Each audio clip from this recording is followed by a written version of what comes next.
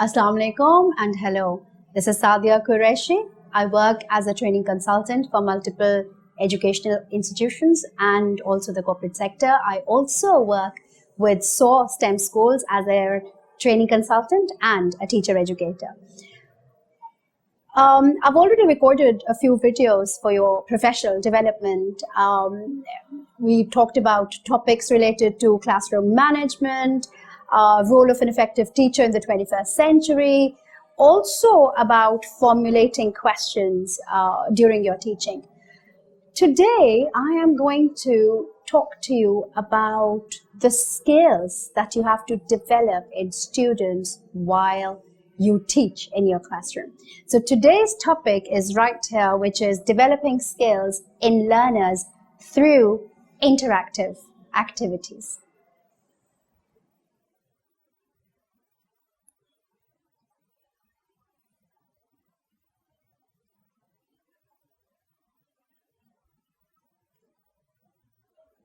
The first thing I want you to think about today is the process of a child growing up.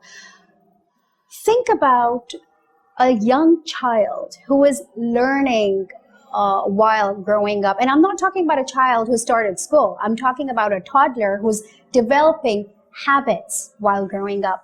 What's the first thing this little child does? Think. Listen. The child will always listen as a natural habit. After listening, the child will start repeating what he hears, right? Then comes a time where parents, mothers would keep books in front of a child, and the child associates colors and pictures and shapes to certain patterns, right? And then finally comes the stage where the parents give a pencil or a pen to the child, and then he starts doodling, and he starts drawing lines and drawing patterns and tracing and stuff, right? This is the natural process of developing certain learning habits. Now imagine this child entering the school, coming to a classroom. What really happens in the classroom? Do you think as teachers we still follow the same process of learning? And the answer simply is no. Because as teachers, the emphasis unfortunately shifts from listening and speaking to reading and writing, right? I hope you agree to that. So the first thing we have to remember as teachers is, how are we going to develop skills in our students so that the natural process of learning is continued rather than hampering the learning process of the students? With STEM schools, we provide a lot of activities based on theories, based on engaging our young learners. We also encourage our teachers to implement those activities in the classroom so that the natural process of learning continues. And the child develops all these listening, speaking, reading, and writing skills. Today, I will be focusing on all these 4 skills and talking to you in a lot of details as to how we can develop and strengthen these skills through our interactive activities in the classroom. The question that comes to in our mind is, why should we even do activities in a classroom? Right? That's the first thing that comes into our mind.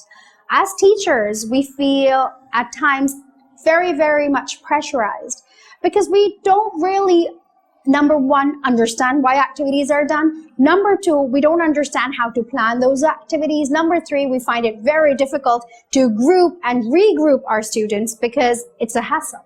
It's loud. We really feel burdened.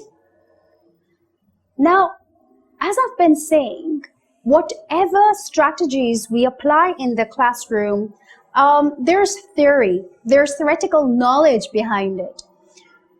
I've talked a lot about Bloom's taxonomy in my previous video. I will speak about Howard Gardner today, but I will not really go into a lot of detail about what Howard Gardner's theory was. But in around 1980s, around 83, Howard Gardner came up with a theory which was based on multiple intelligences. A handout is attached, additional reading material is attached to this video, which you can read at your own time and pace to understand what the theory was. But basically, the theory talked about different levels of people, the intelligence of people. And he said that every individual born in this world is intelligent. We all have learning patterns. We all learn differently. So some learn by looking, some learn by listening, some learn by writing, some learn by speaking, some learn by doing, some learn just because they are more focused on the mathematical. They're more logical. So that's how they learn. Some learn through drawing. The whole idea of this theory was to tell educators and individuals that everyone is intelligent. Because everyone learns in a different way, as teachers, we need to understand how we can cater to all those individual learning styles in our class. This concept gave birth to the idea of having activities in a class. In the previous video, I've also spoken about the concentration span that students have. It is extremely important that teachers change their teaching methodologies according to the activities. So at times, it's all right to let students copy notes. At times, it's all right to let them copy from the board while they're watching. At times, it's all right for you to show some videos or just speak to them and give them an opportunity to talk back to you. As I've already said, every child, every student in the class is intelligent. Hence, tagging is off question. We cannot tag individuals who do not, you feel, understand or are coming up to a level where you expect them to come. Think about the strategies you're using in the class. Are you coming to the class every day and only writing notes on the board for them to copy? Are you coming to the class and only dictating words to your students? Or are you coming to the class and only reading something out to them? So once you read the handout, you will be able to understand more about the learning styles of the students. There are 2 E's I want to introduce you to. And I want you to think about the difference between these 2 E's. One is entertainment. The other E is the engagement. A lot of times, activities, which are also termed as games, and we as educators say, okay, they're not really games, these are activities, and you need to reterm these as activities that are happening in class. Students feel that there's a lot of entertainment happening in the class. So for example, as a teacher, I come and I say, okay, today we're going to watch an animated movie, right? So students feel very happy. They're like, it's free time. We're going to sit down. We're going to watch our favorite animated movie, and we're going to have a great time. So basically, the teacher puts on that animated movie, and the students sit down and start watching that movie. That is pure entertainment. The reason why we as teachers should focus more on engagement is because there has to be a purpose of showing that video to the students. So the teacher, to engage the learners, should develop few worksheets for the students, few questions, prepare questions in advance, maybe just verbal questions. For example, anything that's related to that video, the animated video that they're going to watch. The teacher can also do while watching tasks with the learners, and then can also do after learning tasks. That is a technique to engage students. Instead of just putting them in a group and putting on a video that they can just sit back and enjoy.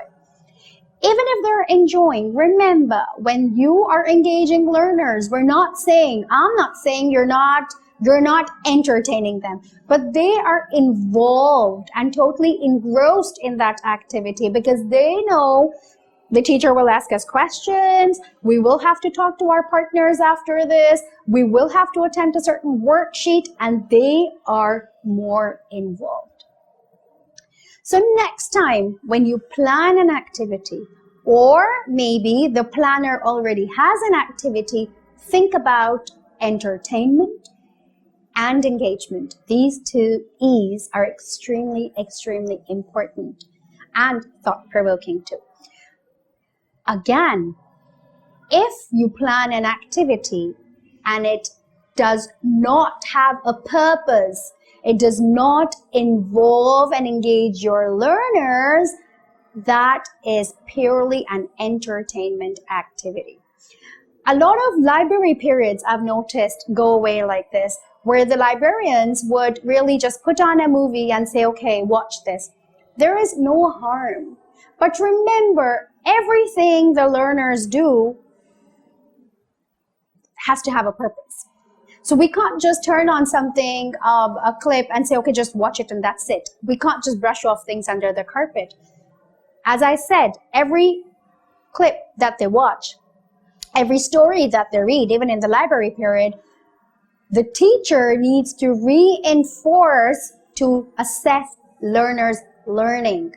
Because remember, when they're at school, they're your responsibility, and we as teachers need to make sure that every minute the student spends at school is productive. Moving on from the two E's, now I will relate to the previous points that I had made in this video, which were about the natural process of learning of a child. Remember the 4 skills? Listening, speaking, reading, and writing. Let's bring these skills into the classroom now and see how we as teachers can experiment and can teach having these 4 skills in mind. We're talking about language, or we're talking about developing the language skills in learners and also the teaching in the classes. As you can see, I've already spoken about the 4 skills. There are 2 skills that are oral, the listening and the speaking skills. So basically, these have to do with your verbal communication, right? And the auditory, so what you say and what comes back to you. Listening and reading are the receptive skills, which basically means that as a receiver, someone who talks to you and you're at a listening end, you're the listener, you are receiving information. When you read, you also perceive the information in your own way, with your own understanding. Whereas speaking and writing are basically the productive skills, which means when you speak, you are the giver. So every word that you say is comprehended by the listener according to his own perception. To clarify this, I would just like to say that your intonation, choice of words, the way you say your points is comprehended in a specific way by the listener. Same as with writing. A lot of times, the writers don't realize that whatever they have written is read by someone else according to their own perception, which clearly indicates that these are productive skills. I repeat, 2 receptive and productive skills. The receptive skills that are from the listeners, from the receiver's point of view, where the perception is to what the receiver understands. The productive is again where you are saying and writing something for the other person to understand. Remember, perception here is very important. A lot of times we have heard people saying, oh, I didn't mean this. Oh, I didn't really want to say this. But remember, your choice of words have already done the magic. The writing part always works incorrectly where rechecking is not done by the writer. Where the writer does not really reread what has been written, what has been produced. Remember, your writing is always for the other person to read, unless and until you're writing a personal diary, unless and until you're writing maybe a piece of poetry that is just for you. Any piece of writing that goes off from you to anyone else becomes the other person's, it's written basically for the other person's understanding. I will now like to talk about the individual skills that I've already mentioned and start off with reading. I want you to think, what is reading? It's a funny question, huh? What is reading? But every time words, letters, patterns, diagrams, anything that hits your eyes, the reading process starts. Think about yourself coming to work, coming to school every day. There's so many boards that you come across. There's so many hoardings that you look at. There's so many paper advertisements that come to you. Do you read all of those? If, for example, you're coming to work and you read a sale sign and you understand that ABC shop has certain sale discounts going on, you might glance at it, but you might forget unless and until your purpose is shopping. So which means you will only remember that sign if you intend to go for shopping, which clearly brings us to a point that reading has a purpose. Bring this to the classroom. You wish to set a reading lesson for your students in the class. How would you begin? Reading is divided into 3 different sections. There is the pre-reading, which we say before. There is during, which is while reading. Then there is after, which is post-reading. So 3 different segments in a reading class. Please remember, as a teacher, I'd already said this in my previous video, you cannot be predictable. So if you come into a class and say, all right, I want you to open your English language books and we're going to start reading the story on page number 33. Let's start reading. Remember, 3 parts to the reading class. The before or the pre-reading tasks that you can set up with your students, there's so many activities that you could do, so many ways of starting a reading class. The first and the easiest way is to talk about that topic a bit. So if your story is about, let's say if I give you an example of, Cinderella, so you can start talking about the main idea of that story before you actually jump into the story. And by story, I'm not really saying that this is related to English as a subject. I am also talking about different subjects. Think about setting the purpose of your topic. Every subject requires reading. Even in mathematics, students read, right? Because as I said, words, numerics, any figures, the moment they touch your eyes, the moment they come across your eyes, your reading process starts. So think, how would you set the purpose of reading in your class? Taking example of an English language lesson,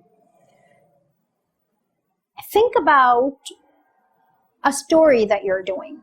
So as a teacher, you can put the topic on the board, you can talk to students and say, who understands what this topic basically means? What do you think the story is going to be about? What does the title suggest the story is going to be about?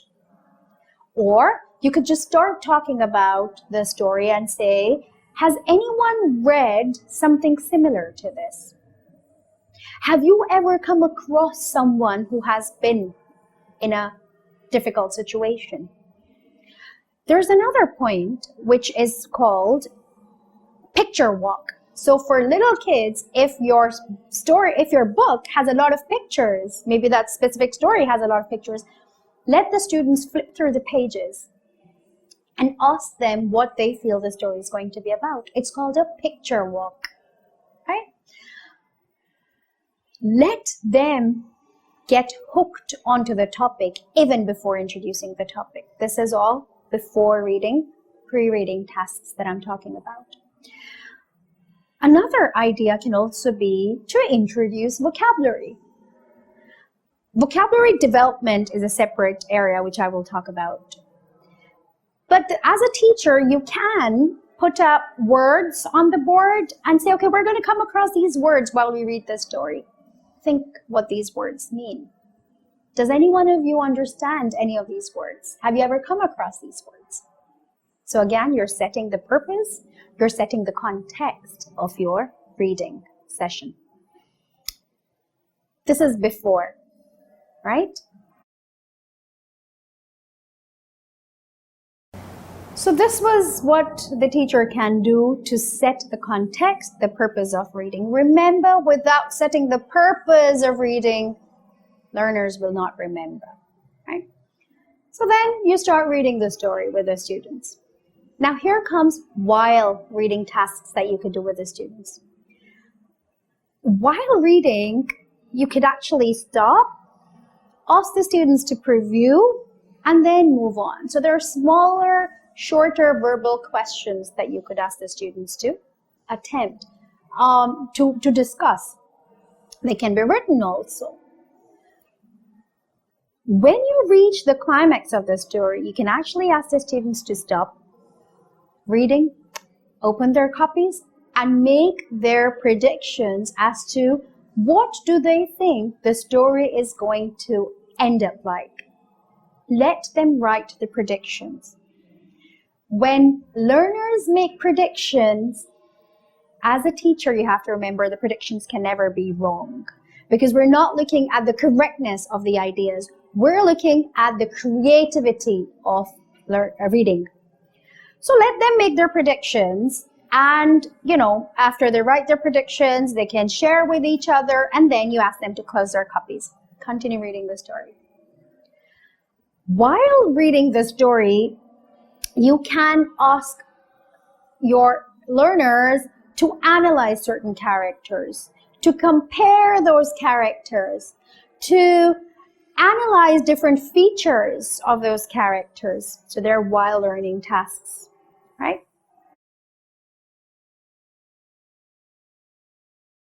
Now coming towards the end of the reading. For example, you've read the story with your students. At the end, generally, as English teachers, as language teachers, we would give comprehension passages to students. They can also do summarizing activities. They can also do retelling activities. They can also talk to their partners and understand the story in a better way, or they can also do a bit of creative writing where the teacher can actually say, if you were the same character, the main character of the story, how would you react? Or what ending will you give to the story? So a lot of thinking can be activated for the after reading activities.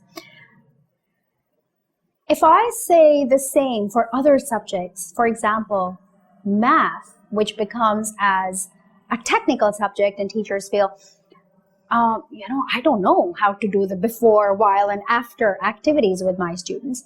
But it's very simple because you have word problems. Even if you don't have word problems, you can do a bit of role play where you invite students, and I'm talking about addition, for example, where you invite students and say, okay, and let the students hold pencils in their hands and say, okay, how many is she holding? How many is he holding? What happens if you put all of them together? So what I'm trying to say is, instead of focusing only on one set of activity, try to bring a variety of activities while you are teaching the reading process. So as a teacher, we are shifting the understanding towards the learners, where the learners should have the autonomy of asking themselves, do I really understand? Instead of the teachers asking, do you understand? And remember I said this is not a question that we're going to ask in class because we're going to use ICQs and CCQs as our techniques. So the learners should be asking themselves, do we really understand what the story was about? Do we understand the different characters in the story? Do we understand the certain techniques that were taught to us while the teacher was teaching this? So this is about the reading part. Now I want to talk about writing as the next skill. Same like reading, when words hit our eyes, the process of reading starts. Remember, with a purpose. The purpose is set by the teacher. Even in writing, the purpose for writing should be set by the teacher so that writers understand why they are writing, who are they writing for, what are they writing, and how are they supposed to write. Writing also includes drawing. It also includes painting, for example. So remember, writing is not only playing around with letters and words. It can be figures, it could be pictures, it could be painting, drawing, coloring, everything, right? The first after reading activity that teachers do generally is give students comprehension. I have covered comprehension and questioning techniques and handling those questions in my previous recording, where I spoke in detail about Bloom's taxonomy and about formulating questions. Whenever your students do comprehensions from the book, beyond the book, think about the different levels, the 6 levels of the pyramid that Bloom's taxonomy had. And make sure you are targeting every type of level when students are doing comprehension, verbal or written. Another part of writing is vocabulary development. Now, when we talk about vocabulary, I have experienced teachers coming and putting down words on the board and giving up their meanings. If you are doing this, or if you intend to do this, please immediately stop yourself. Do you even know how many times a certain word needs to be repeated before it's actually put up here? 6 different times in different contexts. So if you're trying to teach the word independent to your students, it will have to be repeated 6 different times in 6 different contexts. So for example, you can say, Sarah, you're such an independent girl. You can walk around yourself, or you can tie your shoelaces yourself. Well done. Or your mother is an independent working woman. So the context changes. Ideally, vocabulary should be developed through context clues, which means if you're reading and a certain word comes across which is difficult, Let the students struggle with that word instead of giving out the meaning immediately. So let the students read that whole sentence with that word, read a sentence before and after it so they understand the context in which that word is used. If you want, you can put it up on the board. If there are, let's say, more than 10 difficult words, then at least let them handle 40 to 50% of those words in the same method that I have mentioned, according to the context, according to giving them clues. Remember, one word can have several meanings related to the context. When your child, the student, grows up and appears in exams, in international exams, the vocabulary is always, most of the time, it is assessed according to the given situation. So do not only confine the student's understanding to a certain word according to the meaning that you give out. There are certain connotations to different words in different cultures also, right? Think about that. So I repeat, contextual clues is the best idea, the best technique to let your learners understand the meaning of a certain word. A very important part of language development is the grammar. How grammar is taught. Remember, if you give grammar worksheets in isolation to students and they understand the concept, they'll be very well trained to do that worksheet. The whole idea of writing practice is to strengthen their tenses, to strengthen their sentence structure, to make sure every word that they write on that paper is used correctly. So this comes when grammar is integrated into your writing class, right? Now, a part of language and vocabulary development is also figurative speech. Now, I'm giving an example of English here specifically, where there are idioms written in the passages and readers don't understand. So, for example, the idiom is, it's raining cats and dogs, and they don't really understand. So how do we as teachers develop that technique? Let them have a little bit fun. Let them think about the literal meaning and then the figurative meaning. So the literal meaning can be, actually there are cats and dogs falling down from the sky and they can all laugh about it. But the figurative meaning is that it's raining very hard. So once students are able to connect to the real literal example, they will also be able to connect to the figurative example, right? So this is how we develop vocabulary. Now, apart from English language, we're talking about different subjects. Every subject has vocabulary. Every subject. The ideal way to develop vocabulary is how you encourage them to take down those words. I've always suggested teachers to allow students to make something called My World of Words. So what students do is at the back of their copy, they start taking down words that they like or the teacher gives them, and they start writing their little meanings.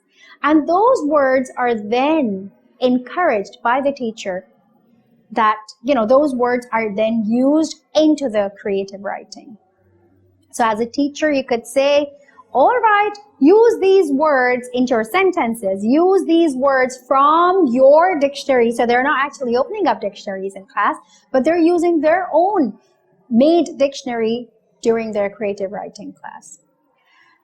If I talk about other subjects, they're actually developing the whole bank of words. So coming back to Mathematics, they can have words like addition and synonyms for addition. So related words to addition, it could be sum, it could be plus, it could be together. So think about the different words that are associated to one word of a specific subject. This is the only way you can actually broaden the understanding of your learners for certain specific words that you have introduced in class. Another important aspect of vocabulary development is the reinforcement of that word. So don't think that you can come into the class and introduce a new word and go, and that's it. Every time a word is introduced, as a teacher, you will have to repeat that word in your conversation, in your classes, one day, the next day, the third day, and so on, till the students actually start remembering it and are confident in stating that word, in writing that word, right? So I'm not saying that you should teach them a lot of new words, like 50 words. No, limit yourself. Maybe there are 10 vocabulary words. You don't really have to focus on all 10. Think about the level of your learners. Pick out certain 2 to 3 words and let them only repeat those words, right? Then comes the time where the students actually have to, and I'm coming back to English language, where the students will have to write down their essays. Essay writing is a complete procedure that we have to teach our students. Starts off with brainstorming. Brainstorming is again a great technique that is used by teachers. So basically brainstorming can be done on the board, which is the easiest way, where the teacher stands on the board and say, okay, today we're going to write an essay about my favorite personality. Elicit responses from the students instead of just putting down everything on the board yourself, right? Because once everything is put on the board by the teacher, it is most of the time just copied. So there is no creativity. A great way of doing brainstorming is that a teacher walks in prepared with different chart papers. So for example, you were coming to the favorite personality topic and we say, on one chart paper you put down personality traits, on the next you put physical features, on one you put who, and so on. Divide your students into groups and say, as a group, you're going to stand in front of one chart paper and write down any ideas that come to you. So for example, one group is standing in front of the chart paper which says physical traits. So they can take turns in writing, and some can write tall, short, broad, curly hair, anything that they can actually see.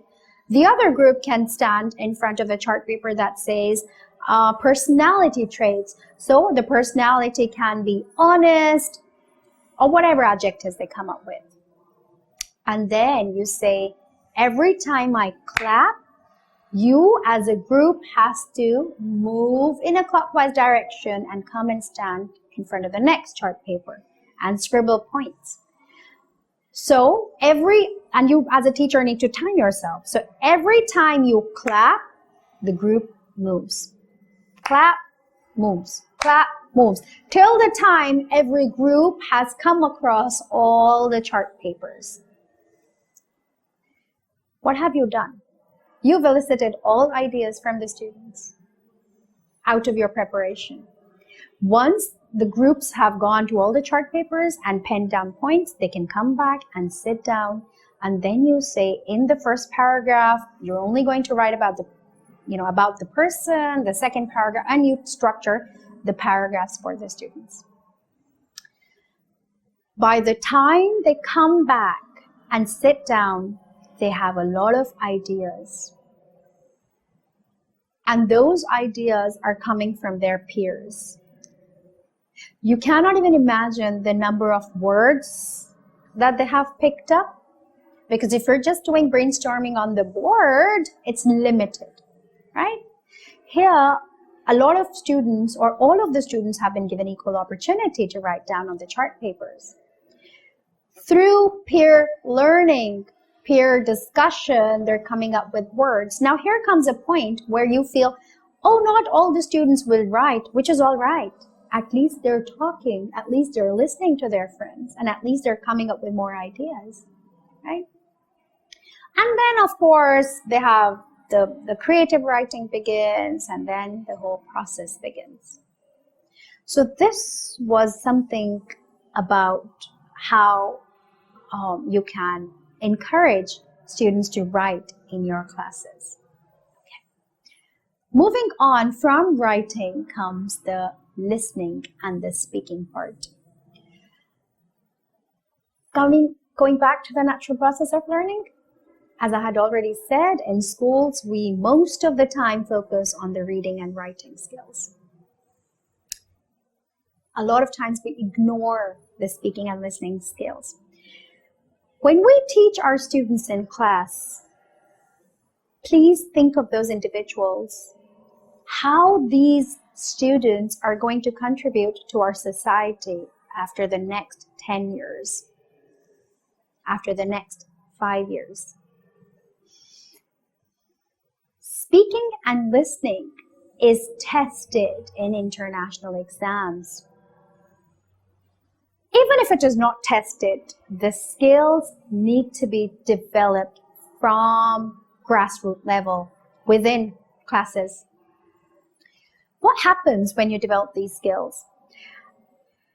The students learn to pronounce. The students learn to speak correctly. The learners also learn to listen. Listening is the most used skill, but the least taught skill. As listeners, we're always listening, but we're not trained to listen. Think about this. So as teachers, we do activities that are related to uplifting the skill of listening. You can play audios so that they listen. You can do a lot of drills. Now, what is a drill? Drilling is a technique where a teacher introduces a word, for example, independent, asks the students to repeat that word using body language. If the teacher does this, the entire class repeats. If a teacher points out at a certain group, that group repeats. Here, with one hand, then one certain student will say the word. Through drilling, what they're doing is they're listening for correct pronunciation, they're repeating, and they become confident in using that word. So they automatically speak that. They bring that word into their oral communication too. As I've said, your listening and speaking would definitely drill the correct pronunciation. Right? When you break down a word into syllables, the students will also have an idea to handle the correct spellings. Right? Spelling is another area that I want to touch upon, which is not necessarily into a part of speaking, but also for writing. With spellings, please remember, you can have a lot of dictation, or you can have those competitions like Spelling Bee, where the students are giving out the spellings to you, or are writing spellings. You could do it both ways. In spellings, you would, as a teacher, know that there are certain homonyms, homophones. So for example, a word like principal, the students would write either LE or AL, and they're both correct. So what do? You make a sentence and you say, I want you to listen to the word principal and write the correct spelling listening to my sentence. Sentence 1, the principal signed the application. Sentence number 2, as a principal, you cannot leave the school before getting an application signed. So they will understand, okay, this is the principal of the school. This is the rule. The other principal is basically the rule of a school. So through sentences, by listening to your sentences, the students can identify which spelling needs to be written. Spelling practice is very important aspect. So you could collect spellings from different teachers, different subjects, or you can come up with a spelling list for your specific class. Listening and speaking activities give that confidence to your learners. As a speaker, they can become public speakers. They can make presentations in the assembly. They can have that confidence. The correct body language is taught. The correct intonation, pronunciation is taught. If you feel your students are not very confident, start off with the safest environment, which is the classroom. Ask them to present little skits, to have little role plays, assess or teach them a bit of acting. As a teacher, we all need to be good actors. We all need to make sure our students rehearse and practice with us. And as I said, classroom is the safest learning environment for the students and the safest teaching environment for the teachers. Think about this. Think about your own subject that you'll be teaching in the class. How will you, as a teacher, develop, first of all, plan, develop, execute activities in your class focusing on the reading, writing, listening, and speaking without thinking too much about only the 2 skills. Remember, all 4 skills need to go hand in hand. And I'm not saying that every day you do all 4 skills. As long as every topic covers these 4 skills, it's great, right?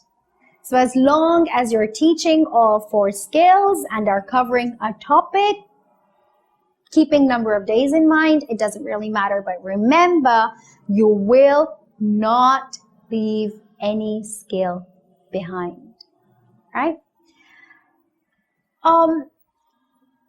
There are techniques, a lot of more techniques involved in teaching. These are just few brushed up ideas that I introduced to you.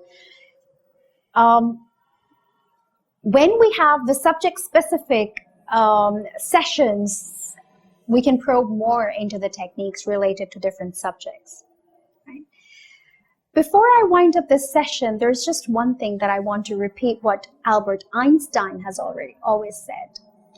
And Albert Einstein said, everybody is a genius. But if you judge a fish by its ability to climb a tree, it will live its whole life believing that it is stupid. Whereas the fish is not stupid. The expectation is unrealistic. So as a teacher, we have to set expectations and make sure our students reach up to those realistic expectations, and make sure we as teachers provide a safe learning environment to our students through activities, through engaging our learners, through providing them a platform in which they understand it's all right to make mistakes. I am here to learn and I will move on gradually. This will only happen if you remember what Howard Gardner said, every child learns differently, and also understand that every student in your class is intelligent and can make a difference. And as a teacher, you are responsible for every individual's learning. With this, I wind up the session for today. Thank you very much for watching me. Have a great evening.